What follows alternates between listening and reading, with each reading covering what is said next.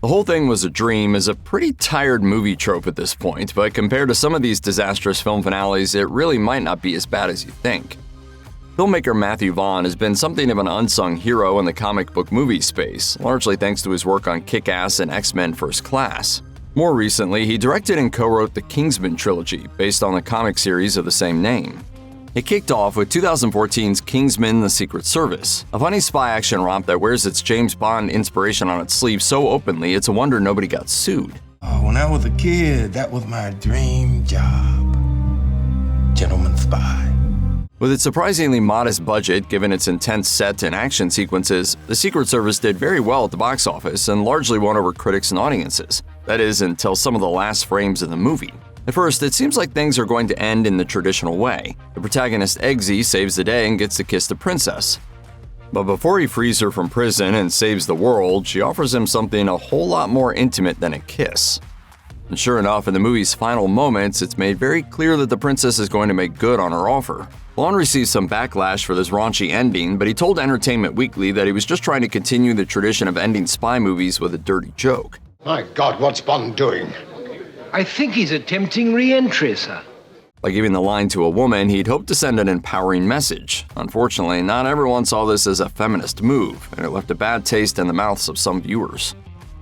It's been a long time since the majority of Star Wars fans were remotely happy with all the movies in the franchise, so to say that the ending of a Star Wars movie had fans angry isn't exactly news. But the way The Rise of Skywalker tied off the sequel trilogy brought the public's disappointment to a whole new level. The trilogy started off relatively promising with The Force Awakens, which actually repaired a lot of fans' confidence in the series after the prequels. But it didn't take long for things to go off the rails, and the story went in all kinds of largely pointless directions as the sequel trilogy went on. Clearly, the Star Wars brain trust just doesn't know what to do with most of these characters, and both new faces and legacy icons saw largely unsatisfying conclusions. This could not have come to more of a head than it did in the very last moment of The Rise of Skywalker. Despite the fact that Rey had already been established as both an orphan sold by her parents and also a part of the Palpatine family, she anointed herself with yet another name in one of the franchise's most confusing reveals to date.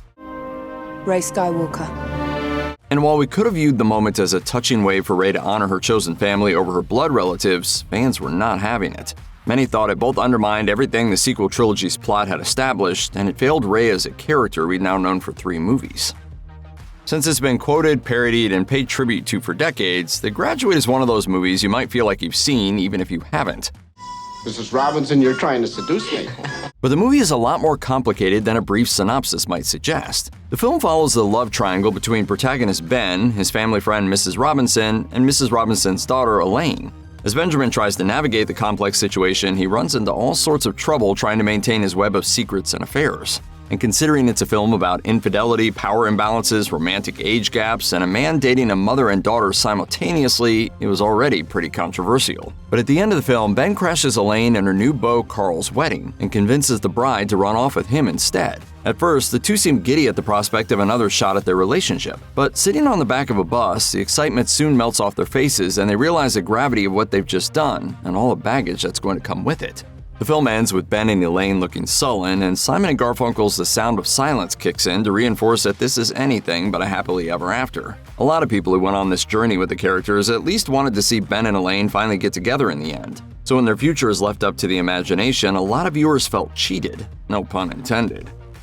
The Graduate wasn't the only revolutionary movie to hit screens in 1967. There was also Bonnie and Clyde, which did for on-screen violence what The Graduate did for on-screen sex. While tame by today's standards, Bonnie and Clyde was a bloodbath back in '67 thanks to the bursts of red and flying bits of flesh made possible by squibs. Things got especially gory during the climax when Bonnie and Clyde are gunned down by a posse armed with machine guns. Director Arthur Penn wanted to make the scene as realistic as possible. Speaking with NPR, he explained how he was inspired by the Vietnam War footage being broadcast as they were making the film. He reflected, "It was a time where it seemed to me that if we were going to depict violence, then we would be obliged to really depict it accurately, the kind of terrible, frightening volume that one sees when one genuinely is confronted by violence." And thanks largely to that final massacre, Bonnie and Clyde sparked a firestorm for critics. Roger Ebert wrote, "You probably have to go back to Psycho to find another Hollywood film that has generated such intense debate." Possibly the most famous opponent to the film was New York Times critic Bosley Crowther. One of the most powerful film critics in America at the time, he dedicated months of his career to attacking the film at every opportunity. He wrote, "The blending of farce with brutal killings is as pointless as it is lacking in taste, since it makes no valid commentary on the already travestied truth. But Crowther couldn't stop progress, and Bonnie and Clyde set the template for a whole slew of violent movies we know and love today." Speaking of, one of those movies just happened to be Sam Peckinpah's bullet-riddled western The Wild Bunch. The 1969 movie is bookended by two beautifully gory gunfights, and the final showdown between the titular outlaws and a band of Mexican soldiers was possibly the most violent scene ever produced in mainstream Hollywood. The climax took nearly 2 weeks to film and involved around 10,000 squibs loaded with actual meat. In addition to the geysers of blood and projectile flesh, the gunmen also saw women getting shot and kids killing adults. Unsurprisingly, it didn't sit well with everyone at the film's first screening. Angry audience members left behind scathing notes criticizing the violent film and saying things like, "We would suggest you rename it Bath of Blood." When Warner Brothers screened the movie for critics at an international film festival, the audience's reactions were divided. Things got a little testy at the following press conference, with one incredulous journalist asking Peckinpah why the movie was ever made. Even the movie's ratings were a source of conflict. The MPA threatened to slap the film with an X rating, but Peckinpah made some cuts to prevent that from happening, and when the movie was re-released in the early 90s, it was almost given an NC-17. But the ratings board ultimately agreed to let it keep its original R. Still, the incident helped cement The Wild Bunch's legacy as one of the most controversial movies ever made, and it's still generating debate today by inspiring ultra-violent directors like Quentin Tarantino. Pretty much every movie in Stanley Kubrick's body of work has had some controversial element to it. Given some of those films include Lolita, A Clockwork Orange, Full Metal Jacket, and Eyes Wide Shut, it's natural that some of the concepts he explores will turn audiences off. But even some of the Kubrick films that weren't especially controversial as a whole had details that rubbed audiences the wrong way. And in the case of 2001: A Space Odyssey, that's the ending. In fact, the last half hour really throws audiences for a loop. Up to that point, the movie is a fairly straightforward sci-fi story about a space crew that finds themselves increasingly at odds with their ship's talking computer system. At least if you can forget about the opening sequence, it's these prehistoric primates finding a giant alien monolith. "I'm sorry, Dave. I'm afraid I can't do that." When the final stretch kicks in, the movie turns into a mind-bending psychedelic freakout of lights, colors, and obtuse imagery. It all culminates in the movie's main character seemingly being reborn as a giant space fetus. At least, that's what we think, and that's kind of the problem. And so 2001 wound up in discussion after discussion of really great movies with wildly confusing endings. George A. Romero's Night of the Living Dead wasn't the first zombie movie, but it laid most of the groundwork for the genre as we know it today. It's maintained a decades-long legacy as a horror classic and helped blaze the trail for many of the small-budget horror productions that have come along since. It's still celebrated today, but that doesn't mean it didn't stir up some controversy when it first came out. Believe it or not, it wasn't even the film's grotesque nature that turned people off. Sure, a certain segment of viewing public wasn't ready for the gory mayhem that makes up most of the movie, but what really ruffled feathers is the message it appeared to send in its final moments. When everything seems to be handled and the movie looks like it may have a relatively happy ending, our main protagonist Ben is unexpectedly shot to death alongside the remaining few zombies. And since he doesn't show any signs of having turned into a zombie himself, many people believe the white gunman just used the opportunity as an excuse to kill a black man. Even among those that don't think that racial overtones were meant to be implied by the ending, having the hero killed at the very end of the movie was still a shocking moment that not everyone loved.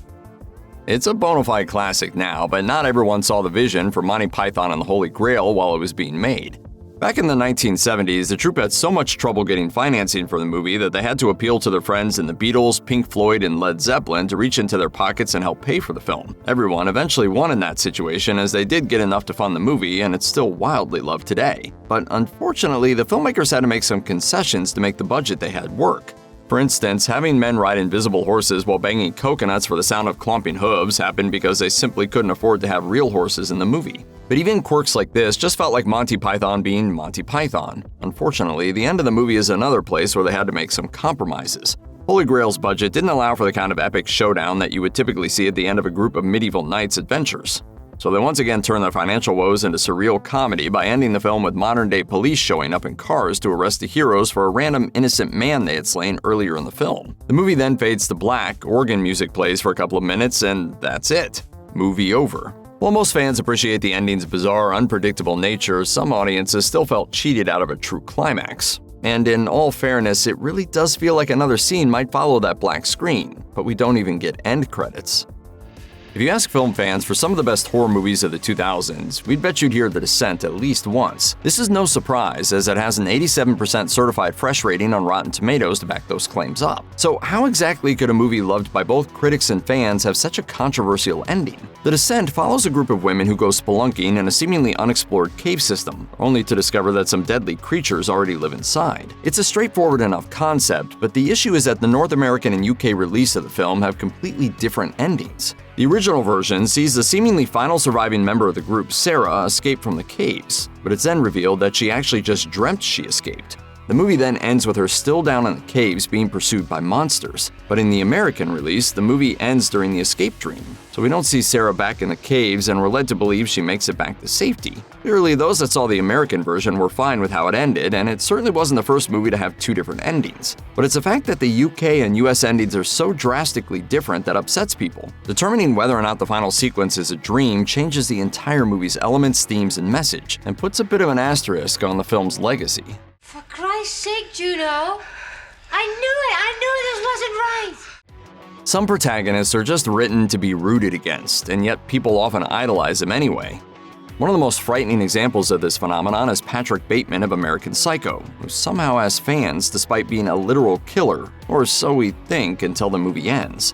Over the course of the film, we see Patrick commit several murders, a few of which happen in his own apartment. Eventually, Patrick calls and confesses to his lawyer that he has killed upwards of 40 people. But when Patrick sees his lawyer in person, the attorney laughs the whole thing off, and even offers up an alibi that disproves one of the crimes. Patrick eventually goes to clean the apartment where he brutally killed his coworker, but he finds it spotless. And a realtor showing the apartment denies that the coworker ever even lived there. Implying that everything was just a figment of Patrick's twisted imagination already felt disappointing to many of the people who saw the movie. But what made things even more controversial is that co-writers Mary Herron and Guinevere Turner have insisted that Patrick didn't dream it all up. It makes it look like it was all in his head, and as far as I'm concerned, it's not. 2007's Sunshine saw the reunion of 28 Days Later writer Alex Garland and director Danny Boyle, so they had a lot to live up to. The movie tells the story of a crew of astronauts' mission into space to reignite the galaxy's dying sun. The concept was a fascinating precursor to a lot of movies that have come out since, and there's a lot of room for this to be a unique, inventive sci-fi epic. And for the first hour or so, that's exactly how it feels. But then it makes this weird left turn from sci-fi to what's basically a slasher film. And that shift soured a lot of people's opinions on the entire movie. Quentin Tarantino called the turn a creative nosedive in his review, and What Culture's Sam Hill pointed out that the problem was more than just the slasher element. After all, there are plenty of great slasher movies out there. He wrote, basically, this movie turns into a slasher, and not even a good slasher with a well-thought antagonist, but one that doesn't really seem to know what it's doing and tries to cover it up through vague, hazy editing. In fairness, some people still enjoyed the movie as a whole enough to write think pieces trying to justify its place as a classic, but even those articles spend almost as much time discussing and defending the ending as they do the rest of the movie. Before filmmaker Denis Villeneuve shifted to the world of sci-fi with 2016's Arrival, he dealt heavily in the world of psychological thrillers. One of these efforts was 2013's Enemy, which saw Jake Gyllenhaal in the dual roles of Adam Bell, a mild-mannered history professor, and Anthony Clare, the actor he bears an uncanny resemblance to. This ends up intertwining the two men's lives in increasingly disturbing ways, if they are even two different men at all. Enemy is one of those movies you could easily rewatch for more hints as to whether Adam and Anthony are two different people, or if it's just one psychologically disturbed man struggling to live two separate lives at the same time. And a rewatch is also the only way that anyone could possibly make sense of the movie's incredibly jolting final moment. The scene shows Gyllenhaal's character walking toward Anthony's wife's bedroom, only to see a giant tarantula that cowers against the wall at the sight of him. But instead of jumping in horror, Gyllenhaal looks a little surprised and gives a resigned sigh. And while there's nothing inherently wrong with surprising the audience at the end of a movie, a lot of people complain that this sequence feels shocking and weird just for the sake of being shocking and weird. I'm sorry, I don't understand. Throwing a giant spider into a movie that hadn't previously had any magic, monsters, or supernatural elements feels very out of place. Admittedly, we do see a performer nearly step on a small tarantula in the film's opening sequence, but its connection to the giant one at the end really isn't clear. And since the movie is confusing enough already, that nonsensical ending really didn't do it any favors. A Quentin Tarantino movie wouldn't be a Quentin Tarantino movie if it wasn't controversial, and The Hateful Eight might just be the most contentious piece of his filmography. The blood-soaked Western follows a group of travelers trapped inside a cabin while a blizzard rages outside. The guests at the cabin are a bunch of cutthroats all waiting to kill each other. and the only woman among these crazy crooks is Daisy Domingray, an outlaw on her way to the hangman's noose, if her companions don't beat her to death first. Throughout the movie, Daisy is repeatedly punched by men like John the Hangman Root and Major Marquis Warren. In fact, at the end of the movie, Warren, a black Yankee, and Confederate rebel Chris Maddox put aside their political differences to string Daisy up from the roof. As she slowly dies, the two men laugh hysterically at her fate. Needless to say, this last scene is pretty disturbing, and multiple people have labeled the movie as misogynistic. After all, Daisy is abused throughout the movie, and the male characters take a lot of glee in attacking her. On the other hand, Daisy's actor, Jennifer Jason Leigh, defended Tarantino, calling him the most female-centric director around while speaking to Uproxx. Additionally, other critics have also suggested that the violence against Daisy was meant as a comment on sexism in American society, not an exploitation of it. I see you ain't got mixed emotions about bringing a woman to a rope. By woman, you mean her? No. Regardless of who's right, we're not planning on rewatching that final scene anytime soon. Directed by Joel Edgerton, The Gift is a creepy little thriller with an ending that will leave you queasy. The movie follows married couple Robin and Simon as they move into a new neighborhood and bump into Gordo, an old acquaintance of Simon's. Simon and Gordo once attended the same school, and it's been a while since they've seen each other, probably because Gordo is a total creep. After their chance meeting, Gordo starts stalking the couple, and even though he seems to be a menacing monster, Simon isn't such a great guy either. Back in high school, Simon intentionally ruined Gordo's life for fun, and now Gordo wants revenge. But the plot takes a sleazy left turn when a pregnant Robin suddenly goes into labor. After taking his wife to the hospital, Simon discovers a recording of Gordo drugging Robin and preparing to sexually assault her. The twist implies that Simon's new kid might actually be Gordo's, and many people were naturally pretty outraged by this turn of events. There were a few reasons behind this widespread disgust. One is that using sexual violence as a shock tactic is a pretty tasteless move, and the other is that it turned an otherwise strong female character into a sexual object for guys to fight over. As A.A. Dowd of the AV Club put it, Robin has become collateral damage in the war between these two men, and it gets even worse as the movie doesn't stop to consider Robin's reaction to her possible assault. In fact, we don't even know if she knows about it. Instead, it only focuses on how her husband handles the news. Taxi Driver is another classic with violence at the forefront, and while it gave us one of the most iconic lines in film history, "You talking to me? You talking to me?" it also has one of the most hotly debated finales ever. It all starts when Travis Bickle quits his cab driving job to become a full-time assassin. The wannabe killer has plans to shoot a high-profile politician, but when that doesn't pan out, he heads to a local brothel, hoping to go out in a blaze of glory. As Travis blasts his way through the establishment, he takes quite a few bullets himself. By the time the police show up, he's covered in blood and can barely stand. But instead of going to the morgue, Travis actually survives the shootout and becomes a New York City superhero, or so we think. Some wonder whether the last few minutes of the movie are actually some sort of fantasy Travis is having in his dying moment. While it's an interesting theory, screenwriter Paul Schrader couldn't disagree more. In a commentary track, he explains the ending was inspired by Sarah Jane Moore, a woman who tried to kill President Gerald Ford and wound up on the cover of a magazine. Shocked at how easy it was for criminals to grab the spotlight, Schrader decided to craft an ending where Travis becomes a hero to critique modern-day society. But even Schrader believes it's only a matter of time before Travis strikes again. Director Martin Scorsese actually agrees with Schrader's take, though Schrader also wrote on Reddit that good movies leave themselves open for interpretation. So the truth of Travis's fate is really up to the audience and whether or not you think we live in a world where psychos can become celebrities. When 10 Cloverfield Lane arrived in 2016, people wondered if this sci-fi flick would have any connection to the J.J. Abrams-produced monster movie Cloverfield that'd come out 8 years before. Was it a sequel or a prequel? Did it take place in the same universe? Would there be any aliens? As moviegoers quickly found out, there were most definitely aliens, but not everyone was happy when the evil ETs showed up on screen.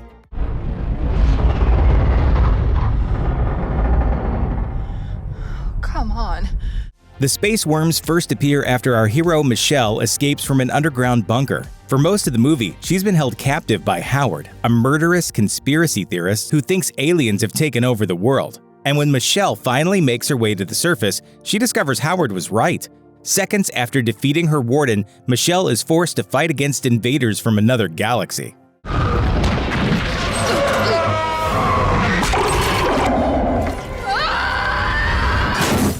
This fiery finale ticked off quite a few moviegoers, as many thought the climax was overblown and out of place. Some said the movie self-destructed in the last few minutes, while others argued Michelle didn't need to fight any extraterrestrials as she'd already beaten Howard.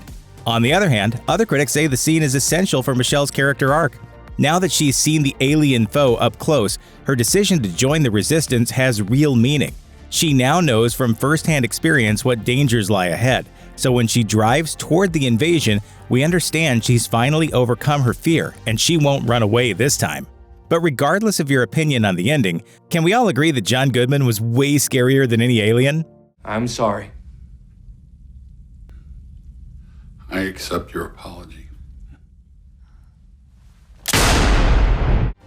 Directed by Nicholas Meyer, Star Trek II: The Wrath of Khan features one of the saddest death scenes you'll ever see in a sci-fi movie.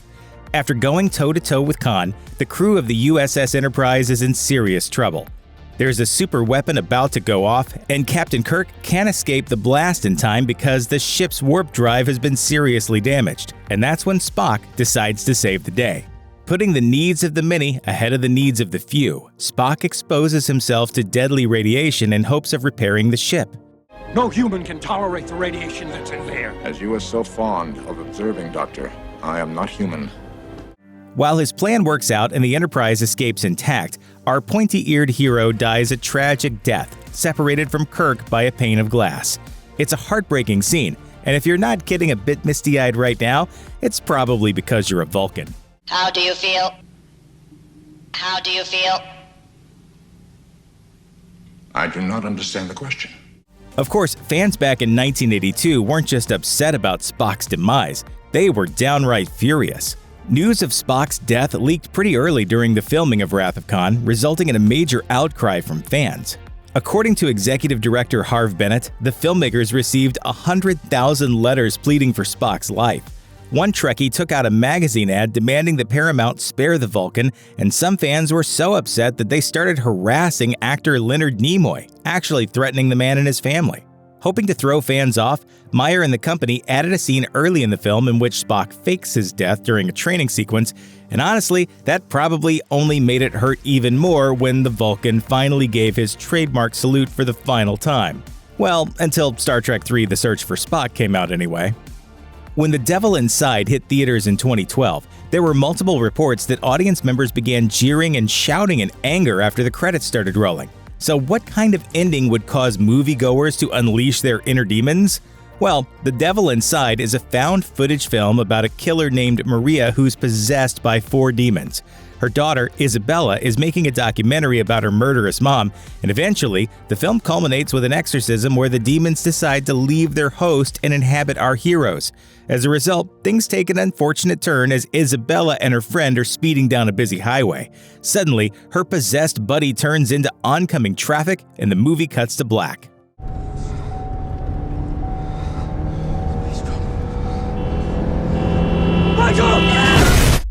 And that's when a title card pops up, reading, "The facts surrounding the Rossi case remain unresolved. For more information about the ongoing investigation, visit www.therossifiles.com."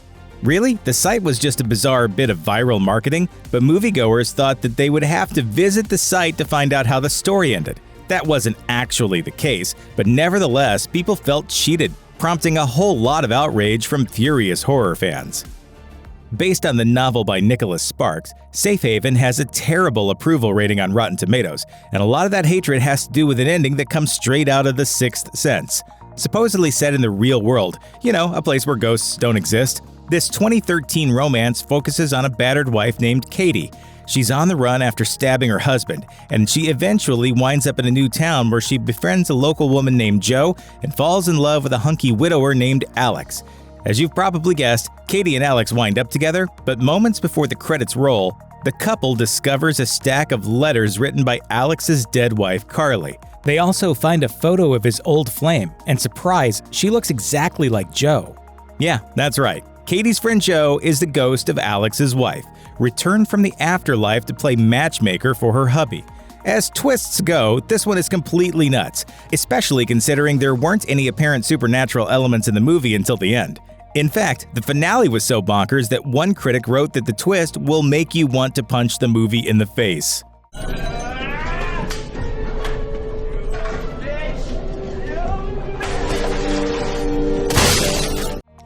Directed by Seth Rogen and Evan Goldberg, The Interview follows a talk show host and his producer as they visit North Korea to, well, interview Kim Jong-un. But before they reach Asia, they're recruited by the CIA to assassinate the dictator. Initially reluctant, they finally do the deed when Kim decides to launch his nuclear weapons. As Kim sits in a helicopter, James Franco and Seth Rogen blast him to Kingdom Come with a tank, and we watch in slow-mo as the bad guy's face catches on fire.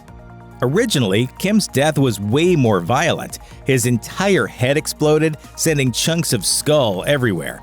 This did not set well with the CEO of Sony, who insisted that Rogen tone down the gore. But that was just the start of what would become an international incident. The madness really began when North Korea stated that releasing The Interview would be an act of war. Things only got worse when a North Korean-backed group called the Guardians of Peace hacked Sony, began releasing private emails, and demanded the studio shut down the controversial comedy. What's happening?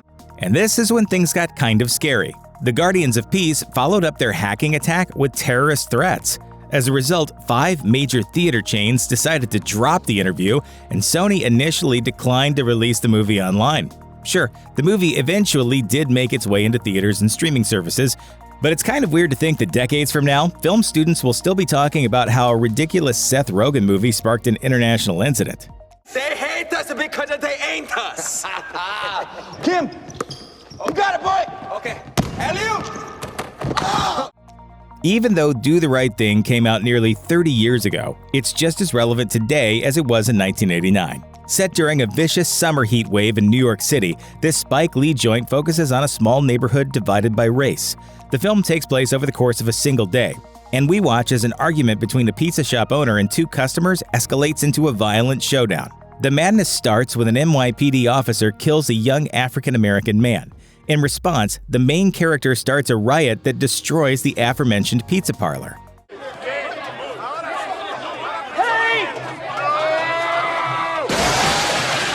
It's a devastating climax, one that leaves audiences shaken to the core, but empathetic toward all the characters and where they're coming from. Well, that was what was supposed to happen anyway. Unfortunately, a lot of people misunderstood the movie and worried Do the Right Thing would incite real-life riots. One reviewer at the time wrote, "The end of this movie is a shambles, and if some audiences go wild, Lee is partly responsible." Other critics apparently felt the same way, with one going so far as to say the movie could have political ramifications. Naturally, this didn't set well with Lee, who told Rolling Stone, "I don't remember people saying people were going to come out of theaters killing people after they watched Arnold Schwarzenegger films." Want a surefire way to stir up controversy? Make a movie about Jesus. It worked for Mel Gibson, Martin Scorsese, and of course Monty Python. Okay, technically Life of Brian isn't about Jesus at all. It's about a guy named Brian who gets mistaken for a messiah and ends up getting crucified. And while our reluctant hero dies a painful death, all the guys hanging on crosses around him launch into an upbeat musical number. Always look on the bright side of life. Needless to say, Life of Brian made some people pretty upset. Protesters sang hymns outside movie theaters, and the film was banned in some countries for decades. The Catholic Church jumped in and made up their own rating for Life of Brian, a C for condemned. Harsh.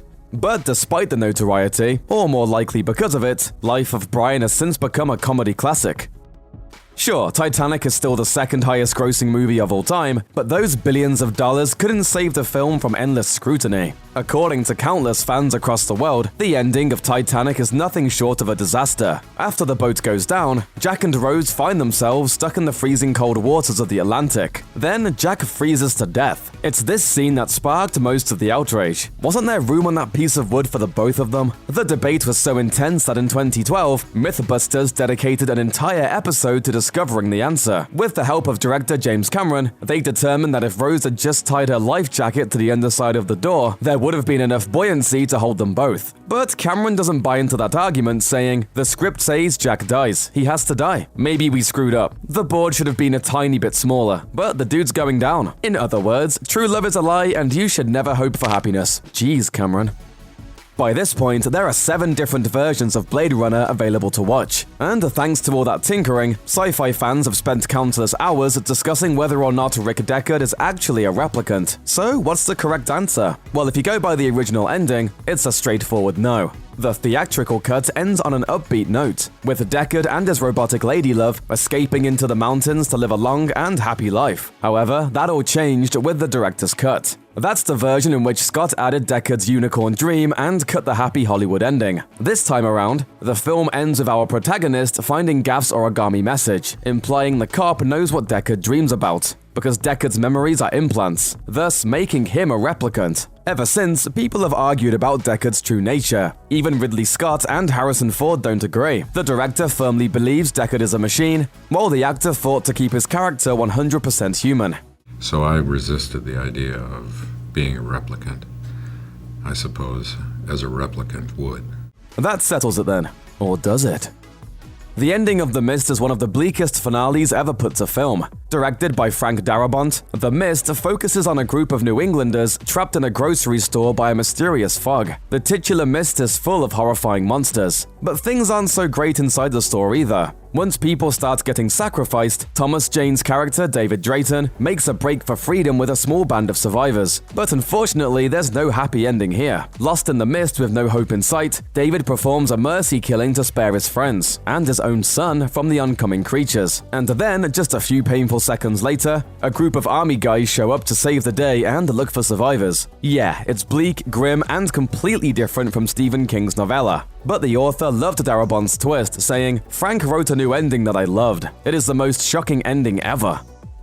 Even though Alan Moore's Watchmen is widely considered the greatest graphic novel ever written, it took quite a while to get a movie adaptation up on the silver screen. At one point, Terry Gilliam took a crack at the material, but when that didn't pan out, it eventually fell to Zack Snyder to get the thing made. The result was a film that was pretty faithful to the book, except for one giant major change. In Moore's original story, the villainous Ozymandias destroys New York with a mocked-up alien squid. The arrival of the monster convinces the world's superpowers that extraterrestrials are going to attack, forcing the US and the USSR to put aside their differences and band together in order to face the otherworldly foe. However, Snyder totally dropped the whole alien sea beast angle.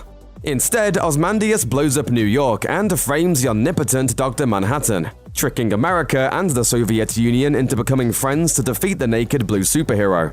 Millions of lives were suddenly ended in an act of evil perpetrated by Dr. Manhattan himself. Snyder has since said that the squid was cut out so more time could be spent building the characters of Manhattan and Rorschach. For his part, he's also acknowledged that the altered ending was the biggest knock against the movie. So there's that. Christopher Nolan's Dark Knight trilogy was a game-changer for superhero movies, and as the final film in the series, The Dark Knight Rises had a lot to live up to. But instead of diving headfirst into the darkness, the third Nolan film ended on a much happier note, with the Caped Crusader saving Gotham from a nuclear bomb before giving up his vigilante ways to travel the world with Selina Kyle. As a result, many fans wondered if this was some sort of Inception-style dream sequence. After all, the scene plays out exactly like a fantasy described by Alfred earlier in the film. I had this fantasy that I would look across the tables and I'd see you there with a wife. Christian Bale, on the other hand, insists Batman's happy ending is completely real. My personal opinion is, no, it was not a dream. That was for real. Some people thought the movie should have gone in a more depressing direction by killing the superhero, while others were glad that Bruce Wayne finally got a happy ending.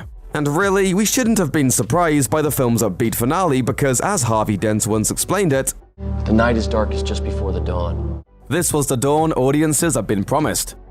Set in Alaska, The Grey follows a hunter named John Otway, played by Liam Neeson, who's stranded in the wilderness with a group of oil workers. While he starts the movie suicidal, Otway slowly regains the will to live. Which is too bad since he winds up in the middle of a wolf den. Ready to fight, Otway tapes a knife and broken bottles to his hand. But before the final confrontation can start, the screen cuts to black. Movie over. What? What? What?